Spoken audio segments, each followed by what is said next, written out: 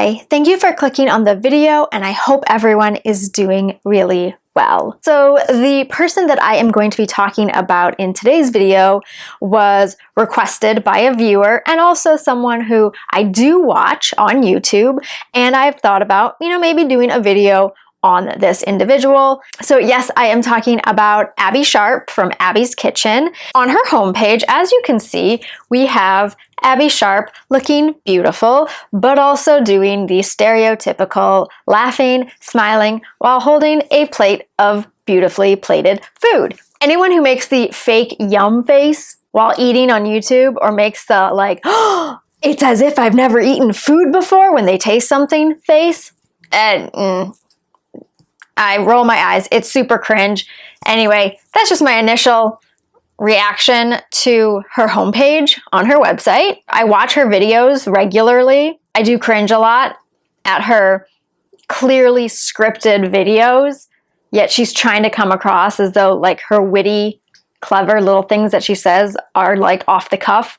And it's like, no, that was scripted, and it's very obvious that it was scripted. These are just like initial things that I notice. It doesn't have to say anything about her as a person. It's just, these are my observations. Go to her about page. Abbey Sharp is a registered dietitian, food writer, and blogger, author, redundant, TV and radio personality, new mom, and the founder of Abbey's Kitchen Incorporated. Abbey has a BSc in Applied Science for Food and Nutrition Studies, has completed an accredited dietitian internship, regulated as a registered dietitian by the Ontario College of Dietitians. She has also completed a number of continuing education culinary courses through George Brown College. Abbey's core philosophy is that a pleasurable relationship with food, your body, and yourself is the fundamental secret to good health. She has infused this outlook into Abbey's Kitchen Incorporated, a multifaceted food, nutrition, and motherhood media brand and consulting company developed with the goal of celebrating the pleasurable eating experience. From delicious, healthy recipes, digital video content, and real mom truths, and cheeky nutrition myth-busting, the Abbey's Kitchen blog and YouTube channel have become a popular space for garnering buzz about nourishing food. So it also looks like she has published a cookbook. She has her own training, seminars, meal planning, and she's written, pieces for different publications, has also been featured on different programs. So with that being said, it sounds like she is educated. A person can be educated, but what do you do with that education? What message are you then going to send? So we're going to take a look at her most recent YouTube video. I don't know what it's gonna be. All right, so her most recent YouTube video to date was published 1 day ago, but that is going to not be the case once this video is up. It is entitled Dietitian Reviews Ayesha Curry, What I Eat in a Day. We got a lot of facts to check. This is not going well. Hey everyone, I'm Abbey Sharp. Welcome to Abbey's Kitchen.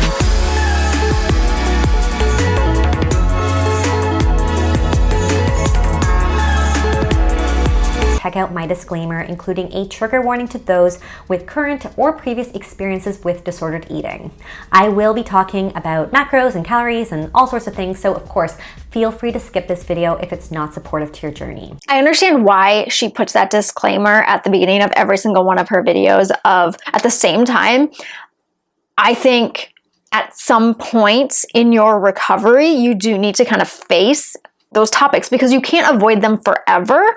And I feel like she presents them in a gentle way so that it's not overly triggering. And now this is not to say if you are, early stages of recovery, go watch some videos about tracking and counting all that. No, absolutely not. I don't think that is healthy for your recovery. I'm saying at some point though, you are going to have to learn how to face the things that are triggering, because you can't go your whole life avoiding it, misdirecting, or reverting attention away from those topics. People are going to talk about it in front of you. You are going to click on a video and not realize, so you need to be ready. At least she warns you. First thing I eat in the morning is typically that morning cup of coffee. If I'm intermittent fasting, I'll do it with a little bit of coconut oil, grass-fed butter, and some MCT oil. If I'm not, I just take my coffee with French vanilla coffee mate in it. Okay, so right off the bat, we have a little confusion around intermittent fasting.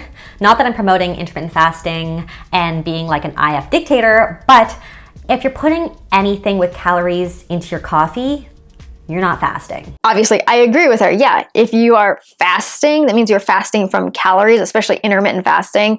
The practice of that form of fasting requires you to not consume calories. And so butter and oil, pretty high in calories. Also, personal note, ew. Some people still do include sources of fat in their fasting window because while they may impair autophagy, they won't kick you out of ketosis, which is part of the alleged benefit of intermittent fasting. However, as I discussed in my video on intermittent fasting right here, while things like autophagy, insulin suppression, and ketosis are thought to be some of the theoretical reasons why intermittent fasting results in weight loss, research actually suggests that it's much more likely related to the fact that we just eat fewer calories when we limit our eating episodes or windows in the day. And we aren't so great at making up for them. I might be wrong, and I might be too lazy to fact check myself. I'm pretty sure in her intermittent fasting video or a video she did on the keto diet, I'm pretty sure she talked about how intermittent fasting doesn't automatically result in eating less, even though you have a smaller window to eat during. You almost have this like makeup mentality, and now she's saying that's not the case. I feel like sometimes she just picks studies that represent what she wants to get across in that particular video, even if she has said opposing views or shared opposing studies in previous videos. Adding a little coconut oil to your coffee isn't going to make or break your weight loss, in my opinion, but if the primary driver in intermittent fasting success is a caloric deficit, you're probably better off adding a splash of milk or cream compared to a 100-calorie tablespoon of oil. Just saying. Now we know. And knowing is half the battle. As for her non-fasting alternative, I mean, you guys know the drill. I don't critique coffee orders. But you just did. I guess you critiqued it in reference to the concept of intermittent fasting, so I'll let that hypocrisy slide. But I do just gotta say that it's kind of funny to me to see the juxtaposition in food choices when the girl is on versus off her diet. It's like when you're on the diet, we gotta get that clean, overpriced MCT oil, grass-fed butter blend for optimal metabolic boosting power. But when we're off the diet, we're going with the coffee creamer that doesn't even actually contain any real cream. It's actually just sugar, oil, and some flavor. I mean, it's delicious, so I don't judge. It is interesting that when she's on the diet, she's putting calorically dense foods into her coffee. And when she's not dieting, she's putting creamer, which is, I'm not gonna say relatively low in calories, but tends to be lower than pure fat. Anyone else find that interesting? Abby finds it interesting. But I do feel like it takes a lot of flexibility to go from sugar-sweet coffee to black with oil in it. As someone with a very strict coffee ritual, this is something I just don't understand. Honestly, my mind is blown a bit. But honestly, if you guys are able to go from sugar-sweet coffee to black coffee at a moment's notice without feeling like you're being deprived in some way, please let me know in the comments below. I just don't understand how this works personally. Much stronger motivation and dedication than I myself possess. Could be that. If I'm eating breakfast, usually on the weekends, a good smoked salmon scramble. A little bit of dill in them, salt, pepper. I toss in the smoked salmon, corn, and shallot, and I just love that stuff. Okay, I gotta say, I'm a little turned off by the if I'm eating breakfast statement. When I hear something like that, where someone only eats breakfast on the weekend, it tells me that they probably enjoy breakfast and their body could probably use breakfasts, but there's some explicit restriction going on. And sometimes that restriction is unintentional because weekdays tend to be a little busier than weekends, or sometimes it's like a random diet rule that people are setting for themselves. It could also be that she doesn't eat a standard breakfast during the week, and on weekends she has the time to have like a typical breakfast.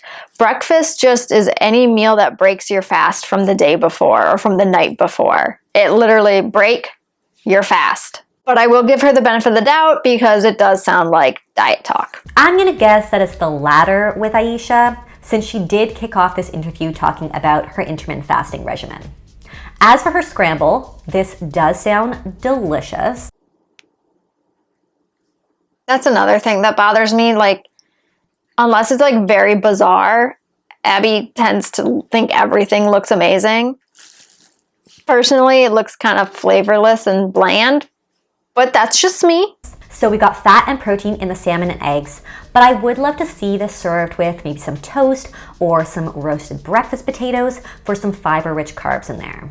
Your traditional ackee and saltfish breakfast with fried dumplings. So it's just this salted cod and you fry it up with onions and peppers, put in the canned ackee, and then make some little fried dumplings. Side of plantain. I just thought of something. For someone who is pro do what is best for your body, she does make a lot of like suggestions based in nutrition, but her nutrition advice might go against someone else's intuitive eating skills. Fry. Okay, so I love that she's representing her heritage here with this classic Jamaican breakfast spread. And I would also say that it's relatively well balanced. So we've got protein in the salted fish, fiber in the ackee and plantain, and some fat in the oil that it's cooked in. Now, I really don't want to try to appropriate a traditional classic dish, and sometimes you just gotta enjoy a dish as it's traditionally meant to be. But I would say if it was my breakfast, I would probably use the opportunity of like this kind of scramble situation to bump up the veggie action by just throwing in maybe a few more colorful veggies just to, add that to the fry up. I usually like to drink a big 32-ounce cup of hot water. I'm not a huge fan of ice water. I don't know why. I just love good hot water. Okay, so like coffee, I don't really care how you take your water. All water is good water to me. So I say drink your water in whatever form will be most incentivizing. Is there a benefit to drinking cold water versus hot water? Well, it depends on your goals. So one study found that drinking hot fluids was more effective at providing quick lasting relief from a runny nose, cough, sore throat, and fatigue when compared to cold or room temperature water, which is probably why we crave like a nice warm beverage when we're not feeling so great. On the other hand, there is some research to suggest that drinking cold water may help to improve athletic performance and endurance. And there are even some small studies that suggest that drinking cold or room temperature water may result in a teeny tiny slight boost in energy expenditure. But I would say that the difference in real life is likely negligible and not enough to make any kind of measurable impact on your weight or your health. So she just spent like the last minute talking about water. And in conclusion, it really doesn't matter what temperature you drink your water at as long as you're drinking water. Really struggle with lunch. I make sure that the kids are fed and I slip off and forget to have lunch. If I am having lunch post-workout, arugula or spinach salad, seared protein on the side, some shrimp, tuna, salmon, poppy seed dressing, a little bit of red onion, chocolate protein shake. Again, not a fan of the if I'm having lunch statement. I mean, I'm a mom too, so I totally understand the drive as a mom to want to take care of our kids' needs first.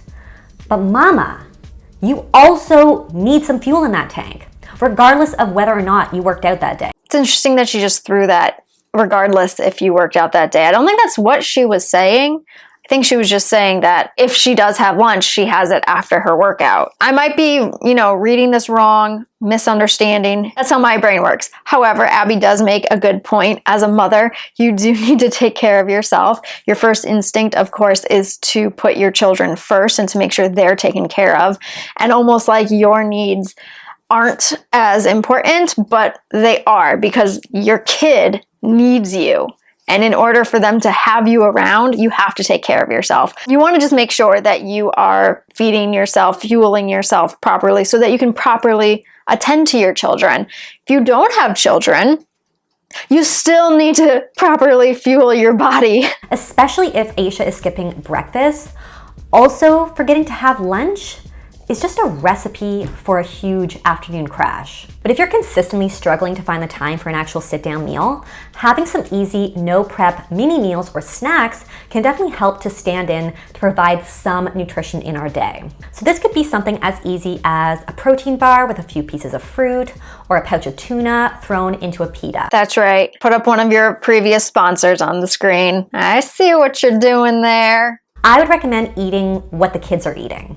Again, I know that this is easier said than done, and I'm totally guilty of not nourishing my body when time is really limited too. But we have to take care of ourselves before we can take care of others. As for her sometimes post-workout lunch meal, now we are getting some protein from the shrimp, tuna, and salmon, plus some micronutrients and fiber from the greens, and some fats from the poppy seed dressing. But I would love to see more carbs in her post-workout meal to really help to replenish those glycogen stores. I would also be wary about overdoing it on the protein post-workout, and I would choose to have the meal with a source of protein or the protein shake instead of both at the exact same time. But I would way rather see that shake earlier on in the day to just spread out the muscle supporting love. Fitness wasn't really a part of my lifestyle. The past year and a half, it's really become a staple for me. And so I do try to work out at least 5 days a week. So I love that Aisha describes her relationship with fitness as something that makes her, really happy and provides her with some mental clarity. And I also love that she tries to switch it up and keep things interesting. Here's my take. If you can find the time to fit in an hour workout, 30-minute workout, 5 days a week, 6 days a week, 4 days a week, whatever, you can also find 5-10 minutes to eat properly. I'm just saying. Finding an activity that you truly enjoy, rather than just doing it exclusively for weight loss purposes, is so important to ensuring that it's more sustainable activity. I am not a huge snacker. I gravitate towards banana chips, carrot sticks, or cucumbers. I try and keep my snacking pretty healthy these days. No breakfast, no lunch, and no snacks? Sounds like me when I was in my problematic stage in life. Got it. When is this girl's energy gonna crash? I'm mildly concerned about how little fuel is in her usual day. As for the snacks that she does sometimes choose, the carrot sticks and cucumbers on their own are a pretty low calorie snack, which, while certainly healthy and refreshing, really wouldn't keep you very satiated. My absolute favorite meal to cook, oxtail, rice and peas, and fried plantain. That is the food that I grew up with, and it just brings me so much comfort and joy when I make it, because it reminds me of my family and just makes me feel like I'm close to them. So this to me is just such a great reminder of the importance of food in preserving cultural identity, and it's really nice that she can maintain some of her family's traditions despite being so far away from her hometown. But she can't find the time to make a quick lunch. Again, if you've got time to make that, you've got time to make something quick. Typically like to eat dinner around 7. We check in with each other, see how our day was going. Dinner for us these days looks fast, simple, and easy. Those are my kind of meals too. And I love that she's created really easy, accessible recipes for lots of busy families just like her, because honestly, I also have way too many days where even 30 minutes to make a meal seems like too much. But 20 minutes, 20 I can do. This girl gets me. Really, that's where my focus is when it comes to preparing the meal for my family. It's not breakfast, it's not lunch, it's definitely dinner, because that's the time I know we're gonna get to sit around the table together. So you guys know I say it all the time, family meals are so important. So research suggests that diet quality improves when we eat as a family. So we eat greater amounts of fruits and vegetables and fewer fried foods or high sugar foods. Now, family meals also help to improve our children's language skills and reduce the risk of disordered eating, obesity, drug abuse, early sexual activity, behavioral problems, depression, and struggles in school. I believe that this is probably one of the most important things that we can do for our kids' health. That reminds me of a tip to those of you who are going through recovery and live with family or live with roommates or friends or significant other. Definitely try to prioritize mealtime together. It's a reinforcement and a holding you accountable of your recovery. It helps you work through the feelings of being judged while eating. Make sure that the people you are eating with are supportive and encouraging and know what not to say and what to say. Just prioritize togetherness. This is just my personal experience. My personal experience is not the norm. I had dinner every day with my family, and I lived a pretty fucked up life, just saying. Not the case for everyone. If you got a toxic living environment, it's going to translate into your life as a kid. You're going to absorb it no matter how often you eat dinner as a family. I love whiskey sours. I love a good margarita, a good mezcal marg. And if I'm not doing hard liquor or cocktail, I'm usually doing a big, bold, red cab. All great choices to me. But here's a really interesting little factoid on palate development. So apparently our preference for sweet things levels out to like adult preference levels during middle to late adolescence, which also coincides with the cessation of physical growth. So it's been proposed that a preference towards sweet things in childhood is actually hardwired as a biological drive to eat more energy-dense foods. The last little thing to me reaching my best fitness goals is probably eliminating the late night snacking. I love ketchup chips, all dressed chips. If it's not that, some type of donut, maybe once or twice a week. I can't shake it. I'll get there someday. So I just want to make it clear that snacks are not a universal barrier to meeting health or fitness goals. Didn't she say earlier she's not a snacker? If you've never struggled with poor relationship with food or an eating disorder, let me try to explain what is happening here. Sometimes when you have a misunderstanding of nutrition and a poor relationship with your body, sometimes when you're talking about food, you kind of say what you're supposed to say, like, oh yeah, I don't snack a whole lot. I eat carrots and cucumber. And then gradually it comes out that you like ketchup chips. Like your body does not see that it's 8 p.m. on your phone and then say like, oh great, cool, send those calories straight to her bum. Your body does not have some internal clock knowing what time it is. And like people who do the, I don't eat past 6 p.m. or 7 p.m. or 8 p.m. or 9 p.m. or whatever it is, because, you know, your body just stores that all as fat. The reason that diet culture rule exists is because a lot of people go to bed at like 9 p.m. or 10 p.m. And so people are like, oh, if you stop eating 2 to 3 hours before going to bed, you still have a little bit of time for your body to digest and burn a little bit of what you just ate. If you eat closer to bedtime, the food is just laying and sitting there inside your stomach. That lacks a lot of science, but that is why that exists. I don't think it was because someone believes your body knows what time it is. Eat whenever you want. That's my opinion. Like ask any fitness competitor, lots of snacks are often very strategically used to support fitness goals. So obviously it just really depends on what you're snacking on. And typically we do tend to gravitate towards more processed, higher calorie foods like chips or sweets at the end of the day when we're a little more tired or our willpower is down. But based on this interview so far, it's clear that Aisha often skips breakfast because she's intermittent fasting and skips lunch because she forgets. So it's really not surprising to me that she's ravenous before bed. So if you find yourself binging in the evening, make sure that you're getting in a solid breakfast, lunch, and a few satiating snacks throughout the day. So remember the hunger crushing combo and try to apply that as often as you can. Also, if your goals require you to never have a potato chip or a donut again, I don't know.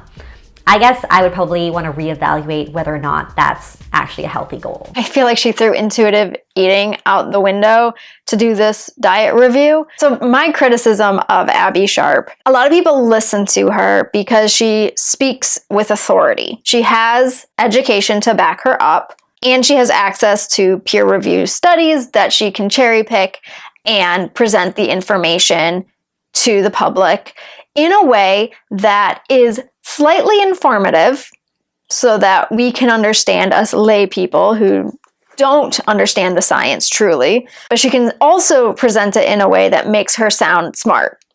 Not saying she's not smart. Sometimes it feels like she just read the study right before, and it's not really something that she's truly educated on. I'm sure she's a very nice lady. I'm sure she knows her shit. It's just the overly scripted videos, and I understand they need to be thorough and educational, but I don't know. I just want a little bit more realness, because I do like watching her videos, but sometimes it's a little much. Like she has this set script that she follows for every single video. It's monotonous. My biggest critique is not to her personally, it's just to her approach to her message, I guess.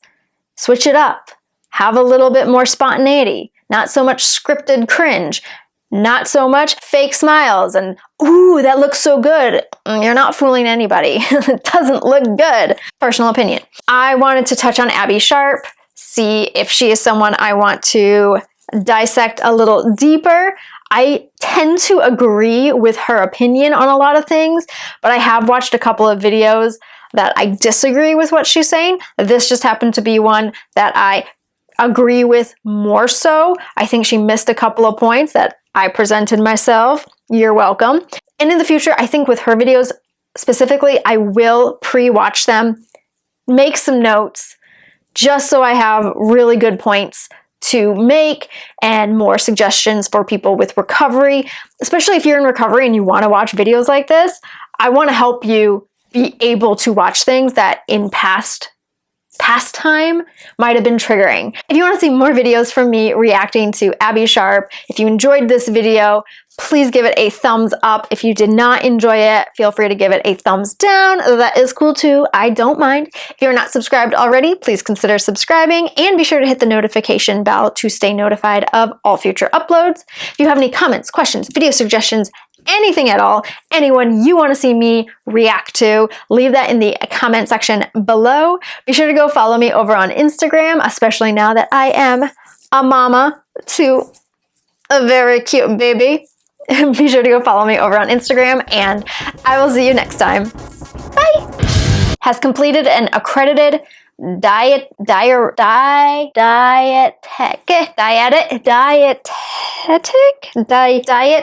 I have no idea how to pronounce that word.